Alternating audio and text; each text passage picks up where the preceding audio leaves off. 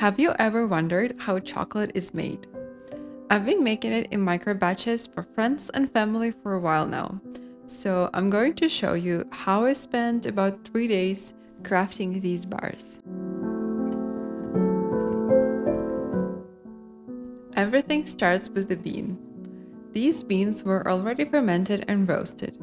I used to buy whole beans and peel them manually, but it took a lot of time. So here's a whole bag of cocoa nibs, beans that have been cracked and peeled before.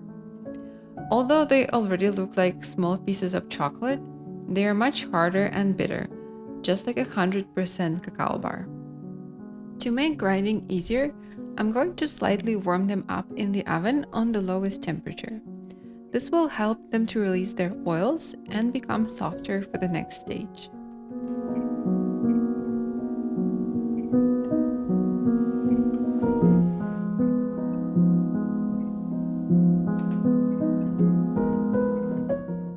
These are the chunks of cocoa butter. The beans contain about 50% of cocoa butter naturally, so it's possible to just use beans and sugar, but the chocolate will be thicker and won't melt as nicely in your mouth. So I'm adding about 10% of the total batch weight.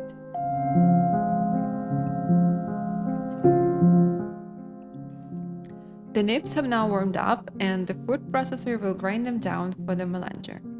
It's very quick and we just want them closer to the texture of ground coffee. This step is not necessary, but it speeds up our whole process by a few hours.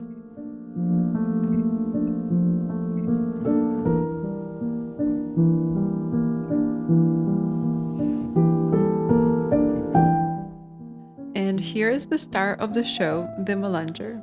It uses heavy granite wheels to continuously crush and refine the nibs until they transform into a silky cocoa liquor. The cocoa butter goes in first to create a protective layer and help the motor. Then I'm very slowly adding the nibs and occasionally warming up the stones with a heat gun so that nothing gets stuck.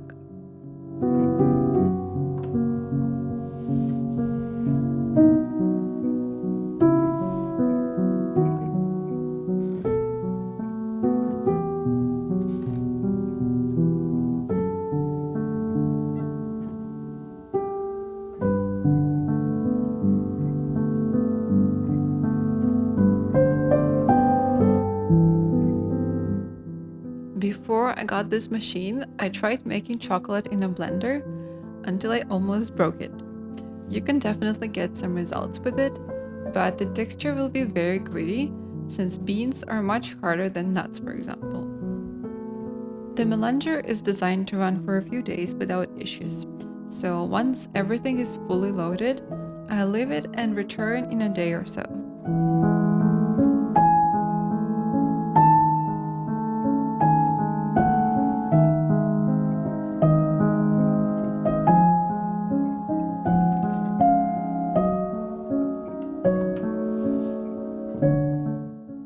Fortunately, you didn't have to wait that long. Today, it looks like real melted chocolate. This is 100% cacao, as we haven't added any sugar. So I'm going to stop the melanger and reserve a bit of this batch because I have a very fun project in mind. Stay tuned for future videos. I won't be tempering this portion yet, so just letting it set as is.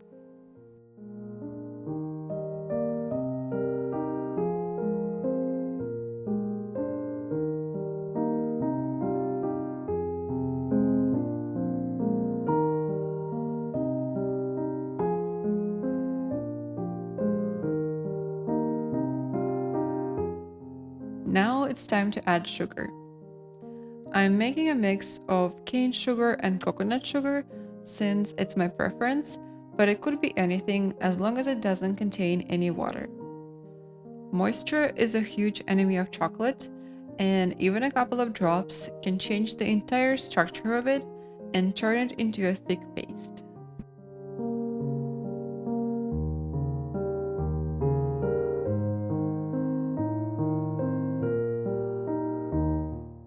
Checking on our bitter chocolate from before, these white spots might look scary, But they're perfectly normal, since this is just confused fat molecules.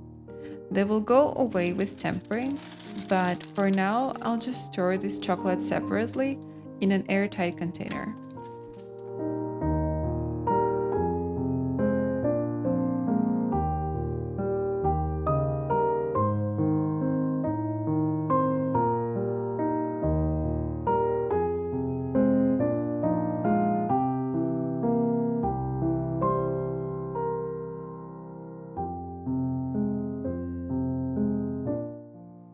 After so many hours, this chocolate is refined and delicious.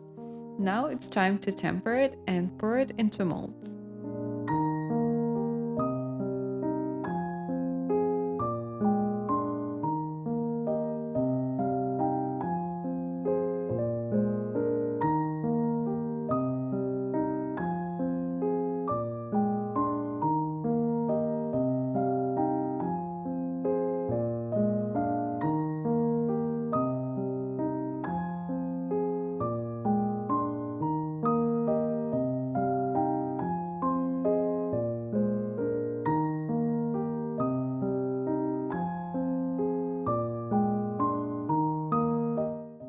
To temper the chocolate, we'll need to heat and cool it to a specific temperature so that it properly builds the crystal structure.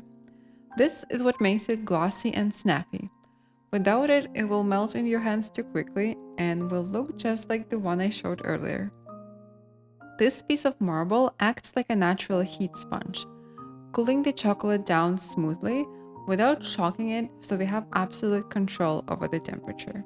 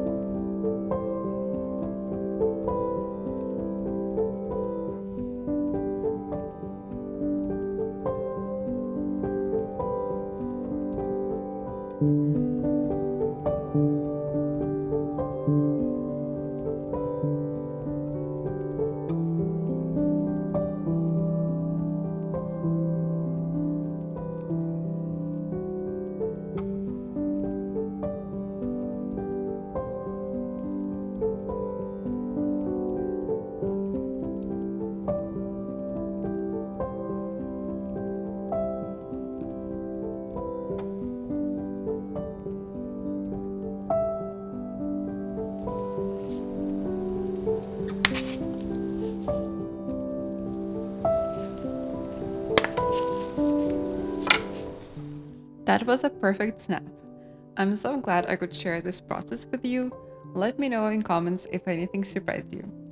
Don't forget to subscribe, and I'll be back soon with more to share.